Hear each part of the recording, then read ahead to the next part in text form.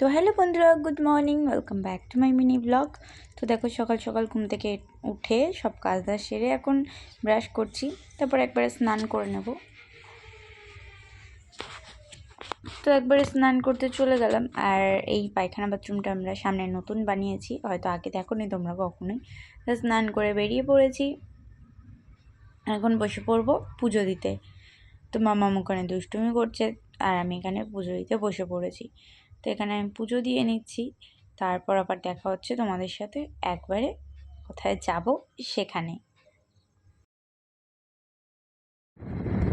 তো খেয়ে দিয়ে বেরিয়ে পড়েছি ঘুরতে যাওয়ার উদ্দেশ্যে। তো এখন খুব মজা করতে করতে যাচ্ছি, কিন্তু বাকিটা ইতিহাস। ভালো করে বল।